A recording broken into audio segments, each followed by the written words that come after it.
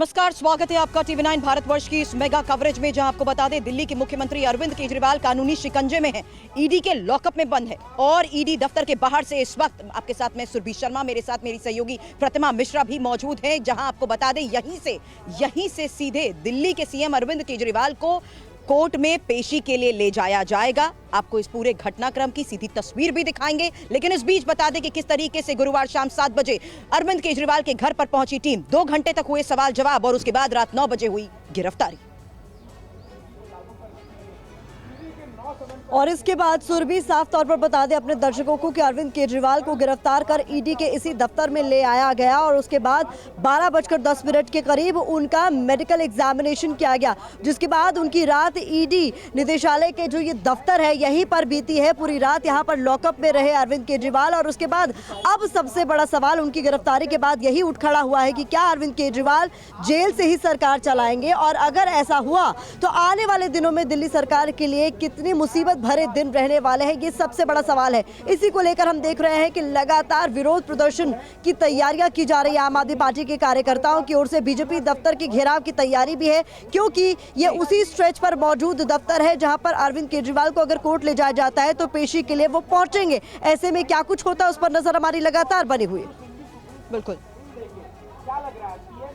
बिल्कुल प्रतिमा, और इसीलिए हमारे सहयोगियों की टीम लगातार इस वक्त हमें ज्वाइन कर चुकी है। और आपको बता दूं ईडी ऑफिस में प्रतिमा और मैं तो मौजूद हैं, लेकिन सोर्सेस के हवाले से आ रही बड़ी खबर पर लेटेस्ट अपडेट ईडी दफ्तर से ही मेरे सहयोगी जितेंद्र शर्मा हम तक पहुंचा रहे हैं। बीजेपी मुख्यालय जिसका घेराव करने की आम आदमी पार्टी ने रणनीति बनाई है, वहां पर जहां रास्तों को बंद कर दिया गया है। सुमंत हमारे सहयोगी वहीं से हमें ज्वाइन करेंगे और साथ ही बीजेपी मुख्यालय से एक अपडेट हमारे सहयोगी कुमार कुंदन भी हम तक पहुंचाएंगे। लेकिन इस बीच आपको यह भी बता दूं कि अरविंद केजरीवाल के घर पर जिस तरीके से यहां पर उनके परिवार के सदस्यों से मिलने के लिए नेता पहुंच रहे हैं, मेरे सहयोगी शिवांग इस वक्त वहां से हमें ज्वाइन कर रहे हैं और साथ ही खास मेहमान भी हमें ज्वाइन कर चुके हैं स्टूडियो में। उनसे भी होगी इस वक्त के हालात को देखते हुए सीधी बात। लेकिन बड़ी खबरें इस बीच आपके सामने, जा देखिए किस तरीके से लगातार बिगड़ते हालात के बीच में आम आदमी पार्टी सीधे तौर पर यह दावा कर रही है कि भले ही दिल्ली के सीएम अरविंद केजरीवाल पर कानूनी शिकंजा कस चुका है, लेकिन वो जेल से ही सरकार भी चलाएंगे।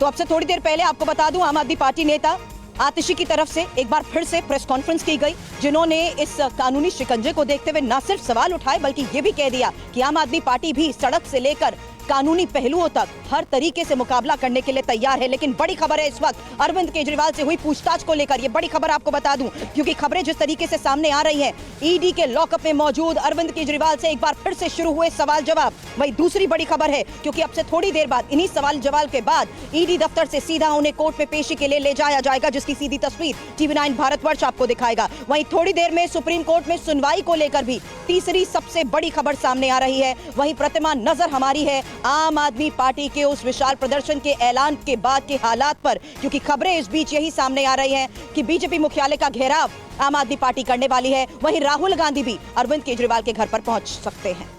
प्रतिमा, और इस बीच बड़ी खबर भी बता दें सुरभि आपको, जैसा कि अभी डेट दिया था कि बीजेपी मुख्यालय के घेराव की तैयारी आम आदमी पार्टी के कार्यकर्ता कर रहे हैं। इसी कड़ी में सुबह 10 बजे का वक्त मुकर्रर किया गया था, जब आम आदमी पार्टी के तमाम कार्यकर्ताओं को बीजेपी मुख्यालय का रुख करने के लिए कहा गया था, क्योंकि देशव्यापी प्रदर्शन की तैयारी आम आदमी पार्टी की ओर से कर ली गई है। अरविंद केजरीवाल की जिस तरीके से ईडी की ओर से गिरफ्तार कर लिया गया है और वो देर रात से इसी ईडी निदेशालय के लॉकअप में मौजूद है, उसके बाद आम आदमी पार्टी किस तरीके से आगे बढ़ने वाली उस पर नजर हमारी बनी हुई है। लेकिन आम आदमी पार्टी की ओर से बीजेपी मुख्यालय जाने की जो तमाम रास्ते हैं उन पर बैरिकेड्स लगा दिया गया। जितेंद्र, क्योंकि इस वक्त प्रतिमा हमारे साथ है, मुझे लगता है सबसे पहले उनसे इस बीच ये जान लेते हैं उनकी पेशी को लेकर फिलहाल क्या बड़ा अपडेट इस वक्त। जितेंद्र जी बिल्कुल, देखिए अरविंद केजरीवाल से अब फिलहाल पूछताछ शुरू हो चुकी है। इसी ईडी दफ्तर के अंदर अरविंद केजरीवाल से इस टाइम जो जांच अधिकारी हैं इस केस से जुड़े वो पूछताछ कर रहे हैं। दरअसल अरविंद केजरीवाल से जो 100 करोड़ रुपए की किकबैक साउथ लॉबी की तरफ से दी गई, उसको लेकर भी सवाल जवाब किए जा रहे हैं। आप देख सकते हैं इस वक्त दिल्ली पुलिस की मौजूदगी ईडी दफ्तर के बाहर देखी जा सकती है। अंदर अरविंद केजरीवाल से पूछताछ चल रही है, वहीं दूसरी तरफ एक लीगल टीम ईडी की जांच अधिकारियों के साथ बैठकर इस वक्त एक रिमांड नोट तैयार कर रही है, ताकि उसको अदालत के सामने कुछ देर बाद रखा जा सके। दोपहर तकरीबन 1 बजे अरविंद केजरीवाल को इसी ईडी हेडक्वार्टर से निकालने की तैयारी की जा रही है और उसके बाद उन्हें सीधा राउज एवेन्यू कोर्ट ले जाया जाएगा, जहां पीएमएलए कोर्ट के सामने उनको पेश किया जाएगा। और आज कम से कम 7 दिन की जो रिमांड है वो ईडी की तरफ से मांगी जाएगी, जो हमारे सोर्सेज हमें बता रहे हैं। हालांकि ये कोर्ट के ऊपर निर्भर करता है कि आखिरकार कोर्ट उन्हें कितने दिन की रिमांड देता है और इस रिमांड के दौरान भी इस केस से जुड़े जो भी साक्ष्य या फिर कहें जो भी सबूत, डिजिटल एविडेंसेस या फिर कागज के रूप में जो ईडी के पास मौजूद है, चाहे वो मनी ट्रेल हो, उन तमाम कागजों को सामने रखकर पूछताछ करी जाएगी अरविंद केजरीवाल से। और साथ ही रिमांड के दौरान ये भी कोशिश होगी ईडी की कि जो इस केस से जुड़े अन्य किरदार हैं उनसे भी अरविंद केजरीवाल का आमना सामना करवाया जाए। जी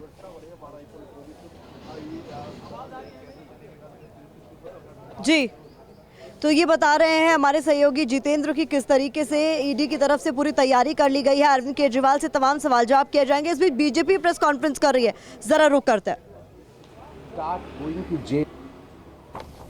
क्या तात्पर्य था उनका? वो नहीं चाहते थे कि साधारण लोग जेल चले जाए? क्या वो चाहते थे कि रोड चलता किसी भी आदमी को पुलिस, ईडी या सीबीआई उठा ले? नहीं, उन्होंने एक फहरिस्त जारी की थी कि लालू प्रसाद जैसे व्यक्ति, उन्होंने नाम लिया था रॉबर्ट वाड्रा का, उन्होंने नाम लिया था राहुल गांधी का, लिखा था सोनिया गांधी जी का नाम, यहाँ तक कि मनमोहन सिंह जी को भी छोड़ा नहीं गया था, प्रणब मुखर्जी तक को छोड़ा नहीं गया था।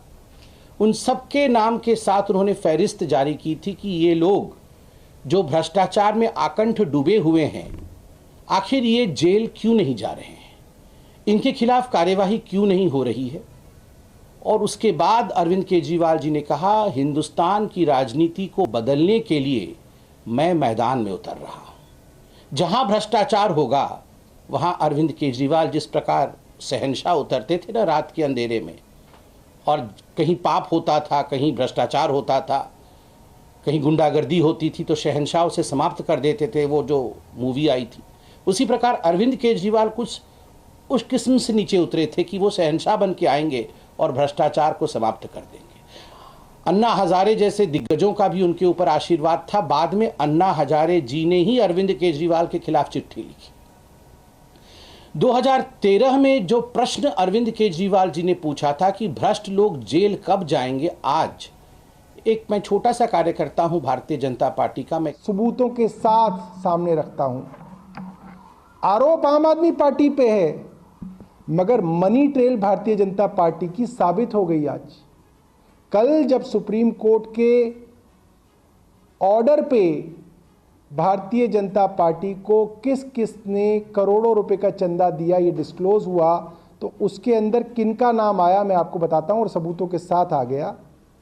हैदराबाद के बिजनेसमैन हैं पी शरथ रेड्डी, औरोबिंदो फार्मा के डायरेक्टर हैं, औरोबिंदो फार्मा के फाउंडर पीवी राम प्रसाद रेड्डी के बेटे हैं। एक्साइज के तथाकथित मामले में ईडी ने इनको गिरफ्तार किया 11 नवंबर 2022 को। 15 नवंबर 2022 को इन्होंने इलेक्टोरल बॉन्ड खरीदे, भारतीय जनता पार्टी को दिए। ये बात स्थापित हो गई आज। उसके बाद कुछ महीनों के बाद जब औरोबिंदो फार्मा के पी शरथ चंद्र रेड्डी सरकारी गवाह बन गए, तो उसके बाद दोबारा से 21 नवंबर 2022 को वो सरकारी गवाह बने और उसके बाद ही माफ कीजिएगा जून 2023 में शरद चंद्र रेड्डी सरकारी गवाह बन गए और नवंबर 2023 में यानी कि सरकारी गवाह बनने के बाद तो दावे और खुलासों के तहत फहरिस्त लगातार बढ़ती जा रही है। आरोप प्रत्यारोप तो लगाए जा रहे हैं, लेकिन इस वक्त घटनाक्रम को देखते हुए सीधा सवाल इस वक्त करूंगी। तमाम मेहमान इस वक्त हमें ज्वाइन कर चुके हैं और बीजेपी प्रवक्ता शहजाद पूनावाला के साथ साथ आपको बता दूं संजीव झा आम आदमी पार्टी के प्रवक्ता और साथ ही ओनिका मल्होत्रा स्पोक्स पर्सन कांग्रेस और साथ ही 2 सीनियर जर्नलिस्ट समीर सर और जयशंकर सर भी लगातार हमारे साथ बने हुए। शहजाद, अब से थोड़ी देर पहले एक बार फिर से आम आदमी पार्टी की नेता आतिशी आई और कह दिया कि सिटिंग सीएम की गिरफ्तारी के बाद उनकी सिक्योरिटी की जिम्मेदारी कौन लेगा? के सवाल पर जवाब नहीं देंगे। इनसे कहिए जब सुप्रीम कोर्ट और कोर्ट किसी को भेजती है जेल में, संजय सिंह कई महीनों से हैं, मनीष सिसोदिया को सुप्रीम कोर्ट ने मना किया है, विजय नायर को भी 1 साल से बेल नहीं मिली है, तो कोर्ट उनकी सुरक्षा पर खतरा कर रही है क्या? कोर्ट लोकतंत्र पर खतरा ला रही है क्या? कोर्ट उनकी पॉपुलैरिटी से डर गई है क्या? मतलब कि ये तर्क क्या है? ये पॉपुलैरिटी और सिक्योरिटी नहीं, ये लीगैलिटी का मामला है। आज सबसे पहले चर्चा होनी चाहिए कि जिसको काम दिया था पाठशाला खोलने का, वो गली मोहल्ले मस्जिद मंदिर के पास मधुशाला खोलता है, शराब घोटाला करता है, supreme court high court lower court कोई बेल नहीं देता, समन्स क्वाश नहीं होते, केस क्वाश नहीं होता, महीनों तक वो जेल में जाते हैं और उसके बाद ये निर्लजता से बोलते हैं हम इंसान नहीं हम विचार है। आप विचार नहीं, आप दुष्प्रचार है, आप दुराचार है। और ये कैसा विचार है कि मैं करूंगा भ्रष्टाचार, चिल्लाऊंगा अत्याचार और खेलूंगा विक्टिमहुड कार्ड? पहले इनसे पूछिए 2.5% से 12% कमीशन क्यों की? इनसे पूछिए ब्लैकलिस्टेड कंपनी को क्यों आने दिया? इनसे पीछे वेवर क्यों दिया? वहां पर गरीब लोग को वेवर नहीं मिला, किसको वेवर मिला? शराब घोटालेबाजों को। इनसे पूछे कि ठेके 2-2 3-3 क्यों खुलवाए? और अन्ना की उंगली पकड़ के बोलते थे पहले इस्तीफा फिर जांच। आज इस्तीफा देने के बदले जांच में शामिल नहीं होते और तिहाड़ से सरकार चलाएंगे। तो लालू की भी सरकार तिहाड़ से चलाते ना, सोनिया की सरकार तिहाड़ से चलाते, तब तो गिरफ्तारी कर रहे थे। और इनकी बीएफएफ कांग्रेस ने भी प्रेस कॉन्फ्रेंस करके कहा है कि शराब घोटाले में भ्रष्टाचार हुआ है। इनकी बीएफएफ है, बेस्ट फ्रेंड फॉर एवर, उनके प्रेस कॉन्फ्रेंसेस है, पूछिए इनसे जरा। ठीक है,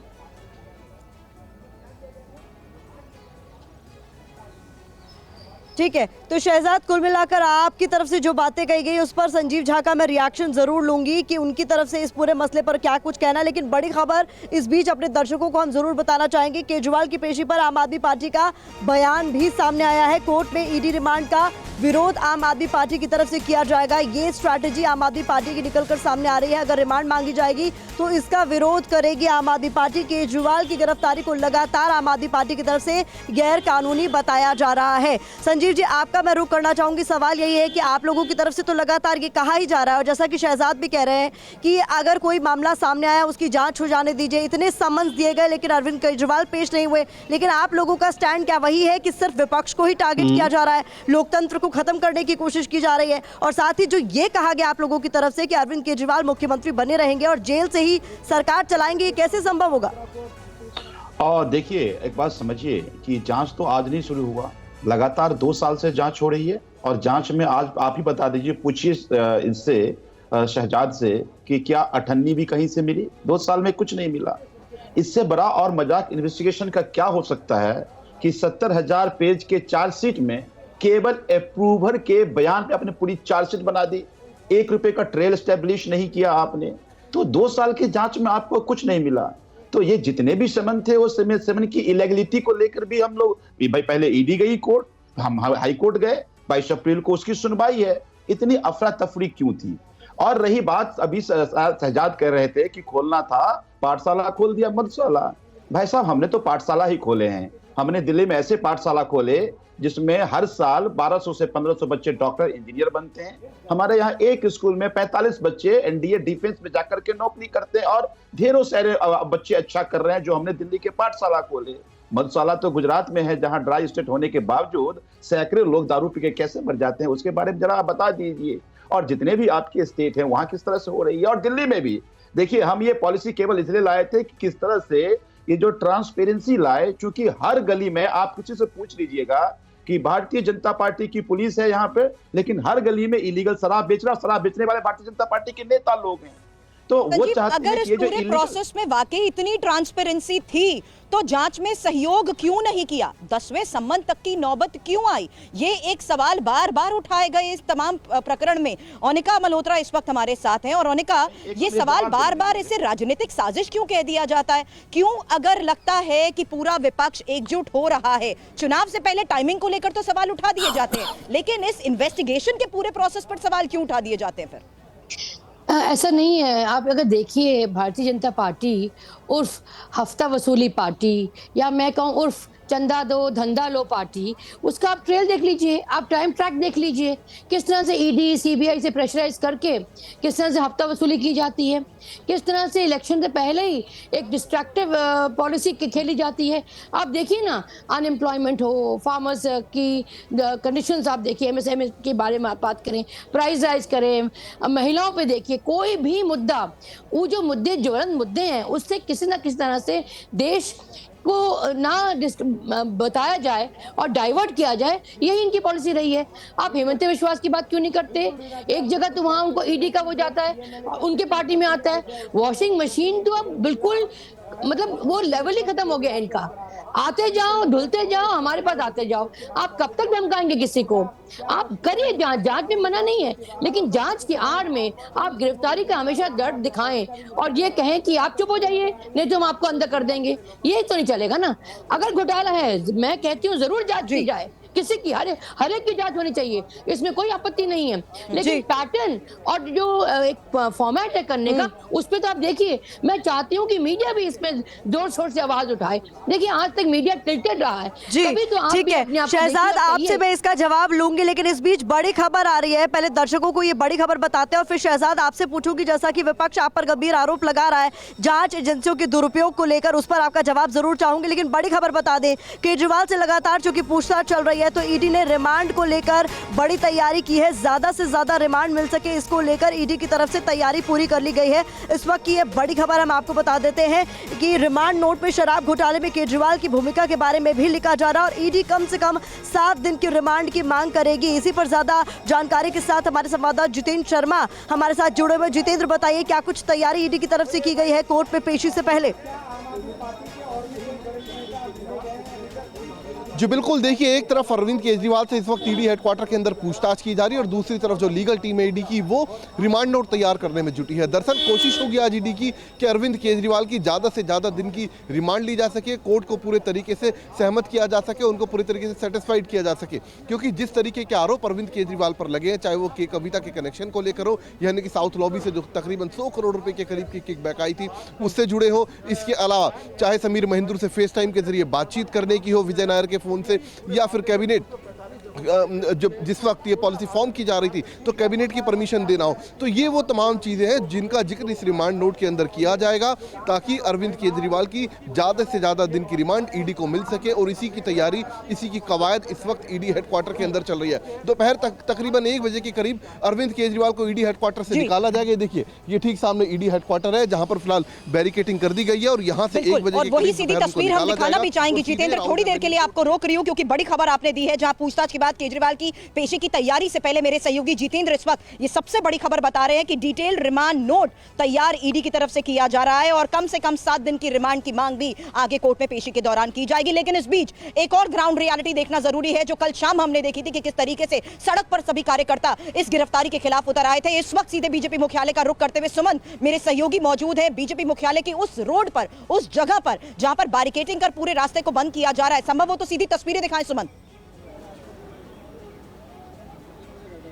बिल्कुल सुरभि, मैं दीनदयाल उपाध्याय मार्ग पे हूं और इसी मार्ग पे बीजेपी ऑफिस है चंद कदमों की दूरी पे और सामने देखिए कि किस तरह से कई लेयर्स की बैरिकेडिंग है। ये देखिए कि जितनी भी गाड़ियां जो यहाँ से दीनदयाल उपाध्याय मार्ग के लिए आ रही हैं सभी को रोका जा रहा है। दिल्ली पुलिस के जवान तैनात हैं और ये सिर्फ एक लेयर की बैरिकेडिंग नहीं है, आग सामने भी आपको अगर मैं दिखाऊं उधर भी बैरिकेडिंग, यानी पूरे रास्ते पे अगर मैं कहूं तो चूंकि इसी रास्ते पे आम आदमी पार्टी का मुख्यालय भी है तो तकरीबन 5 से 6 जगह पे यानी 5 से 6 लेयर्स पे बैरिकेडिंग है। बीच बीच में जो बाइक पे सवार दिल्ली पुलिस के जवान है उनकी पेट्रोलिंग भी यहाँ पे जारी है। ये पूरी तस्वीरें देखिए, एक सड़क पे पूरी तरह से सन्नाटा है, हर जगह बैरिकेड्स और सिर्फ आगे आपको पुलिस के जवान दिखाई देंगे। पूरी मुस्तैदी है। 10 बजे का वक्त दिया गया था, आम आदमी पार्टी की ओर से ये कहा गया था कि 10 बजे यहाँ पे प्रोटेस्ट किया जा सकता है। लेकिन सुबह से ही, चूंकि मैं बहुत सुबह से यहाँ 6 बजे से हूँ, सुबह से ही पुलिस के पुख्ता इंतजामात है सुरक्षा के, ताकि पूरे रास्ते यानी ये दीनदयाल उपाध्याय मार्ग पे चाहे ITO हो या ये माता सुंदरी रोड, कहीं से भी कोई भी कार्यकर्ता बीजेपी ऑफिस यानी दीनदयाल उपाध्याय मार्ग पे एंटर ना कर सके, इसके मुकम्मल इंतजामात दिल्ली पुलिस की ओर से किए गए हैं। इसकी पूरी तैयारी है और मुझे लगता है कि आज दोपहर तक या शाम तक इसी तरह की व्यवस्था रहेगी। सामने आप देख रहे हैं वो कनॉट प्लेस को कनेक्टिंग वो रोड है, वहां भी देखिए पूरी तरह से ब्लॉक कर दिया गया, सिर्फ और सिर्फ बीजेपी मुख्यालय और में आने जो वाले जो कर्मचारी हैं हमारे संवाददाता बता रहे हैं कि बीजेपी मुख्यालय पर आम आदमी पार्टी ने भले ही कह दिया हो कि प्रदर्शन की तैयारी है, लेकिन आम आदमी पार्टी के कार्यकर्ता वहां तक ना पहुंच सके, इसको लेकर तैयारी जो है वो बड़े स्तर पर कर ली गई है। इस बीच मैं शिवांग माथुर का रुख करना चाहूंगी। हमारे संवाददाता अरविंद केजरीवाल के निवास स्थान पर मौजूद है जहां पर उनके परिजनों से मुलाकात करने के लिए कई लोगों की तरफ से कोशिश की जा रही है। शिवांग, इस वक्त किस तरीके की तस्वीरें आप वहां देख रहे हैं? कोई और नेता मिलने पहुंचा? राहुल गांधी के भी परिजनों से मुलाकात करने की खबरें सामने आ रही थी। बिल्कुल प्रतिमा, देखिए अरविंद केजरीवाल के घर पे जो उनका परिवार है, मैं आपको दिखा दूं, उनका घर यहाँ से बिल्कुल सामने नज़र आता है। अरविंद केजरीवाल के परिवार वाले जो हैं, चाहे उनके माता पिता हों, बच्चे हों या पत्नी हों, वो तमाम लोग इस वक्त अंदर मौजूद हैं। ये सामने जो तस्वीरों में आप गाड़ियाँ देख रहे हैं, ये केजरीवाल का रेजिडेंस है। आपको ये बता दें कि यहाँ पे 11 बजे का समय लगभग तय किया गया था। ऐसा माना जा रहा था कि 11 बजे के आसपास जो राहुल गांधी हैं वो यहाँ पे आके मुलाकात करने का काम करेंगे उनकी पत्नी से और उनके माता पिता से। लेकिन क्योंकि कुछ देर पहले इन्फॉर्मेशन भी आई कि वो कांग्रेस के मुख्यालय पहुँचे हैं सीईसी की बैठक में, तो हो सकता है कि उसमें कुछ थोड़ा विलंब हो। थोड़ी देर पहले जो आम आदमी पार्टी के नेता हैं गोपाल राय, वो भी यहाँ पहुँचे थे, लेकिन उनको दिल्ली पुलिस ने अंदर जाने नहीं दिया और उनकी गाड़ी को यहाँ से लौटना पड़ा। जैसे जैसे दिन बढ़ रहा है, आम आदमी पार्टी के तमाम बड़े नेता उनके घर की ओर रुख कर रहे हैं, क्योंकि आसान नहीं होगा आम आदमी ऐसा जब किया जा रहा है तो सवाल भी उठ रहे हैं। वरिष्ठ पत्रकार जयशंकर सर भी हमारे साथ हैं, और जयशंकर सर, जो बात मेरे सहयोगी इस वक्त बता रहे थे कि अब तो परिवार को ही क्या हाउस अरेस्ट कर लिया गया है। गोपाल राय तो यही कह रहे हैं, जो तानाशाही के खिलाफ आवाज उठाएगा उन्हीं की आवाज को बंद करने के लिए हर तरह के हथकंडे अपना लिए जाएंगे। देखिए सुरभि, इसको पूरी तरह से अघोषित आपातकाल की संज्ञा दी जा सकती है। जब राजनीतिक विरोधियों को उठा करके जेल में भेजा जाता था, असहमति के स्वर सारे बंद कर दिए जाते थे, प्रेस को और मीडिया को पूरी तरह से नियंत्रित कर दिया गया था, सेंसरशिप का जाल बैठा दिया गया था। ये सारा कुछ आज हो रहा है। हमको सारे दिन वो याद आ रहे हैं, चूँकि हम लोग आपातकाल के भुक्तभोगी थे। लेकिन हमारे सत्तारूढ़ लोग ये बात समझ नहीं पाते हैं कि आपातकाल के बाद जब चुनाव हुआ था तो इंदिरा गांधी और संजय गांधी चुनाव हार गए थे, उनकी पूरी पार्टी हिंदी पट्टी से साफ हो गई थी। उसी तरह से फिर जब इंदिरा गांधी को गिरफ्तार किया था जनता पार्टी की सरकार ने, 1980 में जनता पार्टी की सरकार चली गई थी, इंदिरा गांधी दोबारा वापस आई थी। तो इस तरह की जो गिरफ्तारियां हो रही हैं, इस तरह के जो एहतियाती प्रबंध किए जा रहे हैं, ये सबसे जनता के बीच कहीं ना कहीं केजरीवाल और विपक्ष के लोगों पर सहानुभूति बढ़ रही है, क्योंकि आप लगातार ऐसी घटनाएं करते जा रहे हैं। जितने विरोध पक्ष के नेता हैं, जैसे मैंने शुरू में ही कहा था, अगर आपने अजीत पवार को भी गिरफ्तार किया होता, अगर आपने हसन मुशर्रफ, नवाब मलिक, अशोक चौहान को किया होता, हेमंत बिस्वा, जो मौजूदा हालात है वो अघोषित आपातकाल जैसे हालात है। जयशंकर गुप्ता जी, आपका ये कहना है। समीर चौगाकर जी, सवाल मेरा आपसे है, जो कुल मिलाकर विपक्ष कह रहा है, क्या उसकी बात भी सुनी जानी चाहिए? जब उनकी तरफ से ये कहा जाता है कि कई ऐसे नाम हैं जो गिनाए जा सकते हैं, हेमंत बिस्वा शर्मा का नाम हो या फिर अशोक चौहान का नाम हो, अजीत पवार का नाम हो, इनका पास्ट क्या था ये मायने अब नहीं रखता है, क्योंकि इनका प्रेजेंट बीजेपी है। नहीं प्रतिमा, एक बात मैं कह दूं, ये सारे नाम प्रधानमंत्री जी ने और गृह मंत्री जी ने गिनाए थे। प्रधानमंत्री जी ने कहा था कि 67,000 करोड़ रुपए का सिंचाई घोटाला करने वाला अजीत पवार जेल में जाएगा, वो जेल में होगा। अशोक चौहान जो भूतपूर्व सैनिकों की विधवाओं का रकम डकार गया, आदर्श भूमि घोटाला किया, वो जेल में जाएगा। लेकिन उसको राज्यसभा में भेज दिया, अजीत पवार को उप मुख्यमंत्री बना दिया, हेमंत बिस्वा शर्मा को मुख्यमंत्री बना दिया। इसका मतलब कि भ्रष्टाचार के खिलाफ आप कतई कोई लड़ाई नहीं लड़ रहे हैं, आप सिर्फ राजनीतिक। मुझे लगता है इस बात का जवाब शहजाद आप ही दे दीजिए, क्योंकि यहाँ पर जिस तरीके से वरिष्ठ पत्रकार भी कह रहे हैं कि इमरजेंसी जैसी सिचुएशन है, क्योंकि उनका पास्ट विपक्ष था, प्रेजेंट उनका क्योंकि बीजेपी है, इसलिए वो आसानी से बच जाते हैं। मैं हाथ जोड़कर एक बार कहूंगा, समीर जी 10 सेकंड केवल, अगर ये आपातकाल होता तो ये बोलने का मौका TV9 भारतवर्ष जैसे नेटवर्क पर नहीं मिलता। अगर ये आपातकाल होता तो क्या कोर्ट ने आपातकाल कल लगाया क्या उनको राहत न देते हुए? सुप्रीम कोर्ट आपातकाल लगा रही है मनीष सिसोदिया को बेल डिनाई करते हुए। और बाकी छोड़ दीजिए, अभी मेरी कांग्रेस की मैं साथी है हमारी, हम उनका बड़ा सम्मान करता हूं, मोनिका जी सामाजिक क्षेत्र में भी एक्टिव रहती है वो, उनके नेताओं की 3-3 प्रेस कॉन्फ्रेंस लेकर बैठा हूं मैं कि ये केजरीवाल भ्रष्ट है। ये पवन खेड़ा, अजय माकन, अलका लांबा ये कहते थे या नहीं कहते थे? तो क्या वो हमारे साथ आपातकाल लगाते? और यही आम आदमी पार्टी ईडी की कार्रवाई पर खेड़ा को गिरफ्तार करती है, तब ईडी ठीक है। यही आम आदमी पार्टी ईडी की गिरफ्तारी छत्तीसगढ़ में भूपेश बाघेल की मांगती है, तब ईडी ठीक है। यही ईडी की कार्रवाई इन पे होती है तो गलत हो जाती है। ये कैसे होता है? छत्तीसगढ़ में ये खुद ही प्रभारी थे संजीव झा, उन्होंने प्रेस कॉन्फ्रेंस करके कहा था भूपेश बाघेल को गिरफ्तार करे ईडी, राहुल गांधी को गिरफ्तार करे बोला था, और सोनिया गांधी की गिरफ्तारी की मांग करते थे।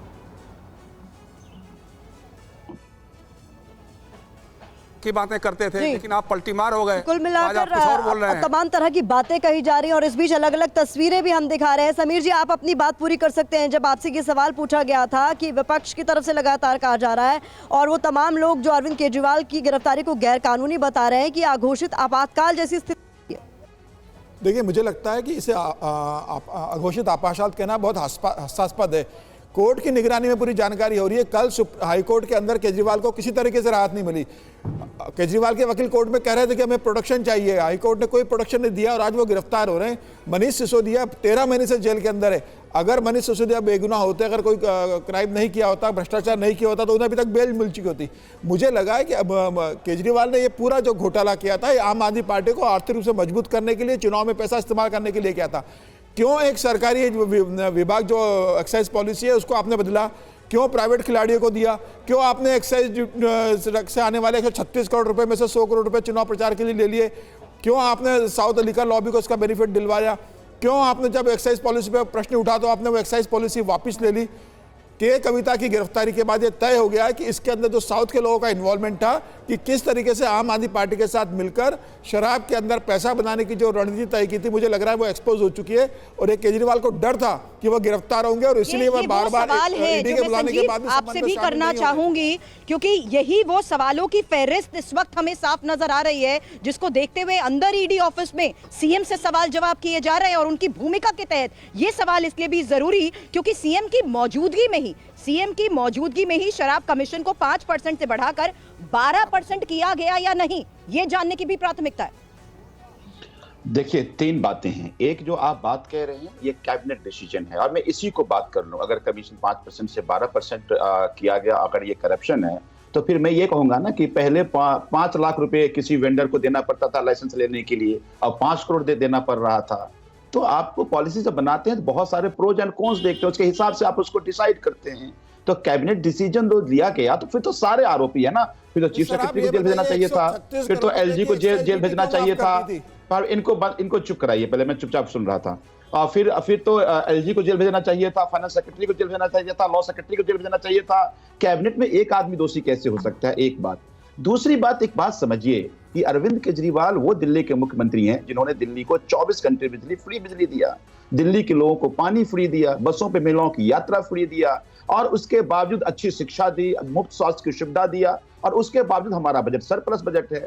अगर अरविंद केजरीवाल फिर अगर इतना देने के बावजूद बजट सरप्लस रख के भ्रष्ट है, तो फिर ईमानदार कौन सरकार है बताइए? क्या मोदी जी जो 12 लाख करोड़ तक का आप जीडीपी के बराबर आपने कर्जा कर दिया, या कोई भी स्टेट इनका बता दीजिए जिनकी सरकार को कर्जा कम हुआ हो, कर्जा बढ़ाई है, तो फिर तो महाभ्रष्ट हैं ये लोग। तो इसका मतलब ये है, लेकिन संजीव जी, इन सबके बीच जो बात सामने आ रही है वो ये है, जो सच है एक तरीके से, कि अरविंद केजरीवाल गिरफ्तार कर लिए गए हैं। अब इसे इंडिया गठबंधन किस तरीके से देख रहा है, इसको लेकर क्या रणनीति आगे रहने वाली, ये बहुत महत्वपूर्ण हो जाता है अनिका जी, क्योंकि लोकसभा चुनाव से ठीक पहले ये बड़ा झटके के तौर पर देखा जा रहा है।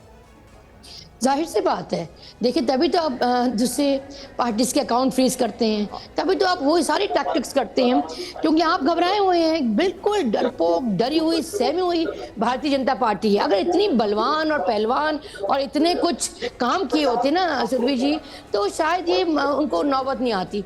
आइए ना सड़कों में, आइए बात करिए ना, मुद्दों पे बात करिए ना। आपने ऐसी ऐसी स्कीमें लेके आए हैं जो इस देश को कहीं ना कहीं विभाजित कर रही है, लेकिन उसके बावजूद भी आप ईडी सीबीआई के में छुपते हैं। मतलब पिक एंड चूज पॉलिसीज हैं आपकी। आप इलेक्टोरल बॉन्ड से शुरू करें या कोई भी मुद्दा उठाएं, वो विफलता, इतनी विफलता है, फिर ऊपर से जो पार्टी को, जो उनकी पार्टी में नहीं आएगा, कांग्रेस से ले लेंगे। अरे इतने बलवान है, मत लीजिए ना। अनिका जी, थोड़ी देर के लिए इस चर्चा पर विराम लगाना चाहूंगी। एक छोटे से ब्रेक के लिए मैं यहाँ पर रुकना है, क्योंकि जिस तरीके से इस वक्त ईडी दफ्तर में ही अरविंद केजरीवाल से सवाल जवाब किए जा रहे हैं, मेरे तमाम सहयोगी इस वक्त हमें इस बारे में एक अपडेट दे रहे हैं कि किस तरीके से डिटेल रिमांड नोट तैयार किया जा रहा है और पेशी से पहले के इस पूरे घटनाक्रम पर। बड़ी खबर, केजरीवाल की गिरफ्तारी पर बीजेपी का हमला। जो जैसा करेगा वैसा भरेगा, जो घोटाला करेगा वो जेल भी जाएगा। कानून तोड़ने वालों का गुरूर टूटा। आम आदमी पार्टी ड्रामेबाजी कर रही है, यह कहा गया है बीजेपी की तरफ से।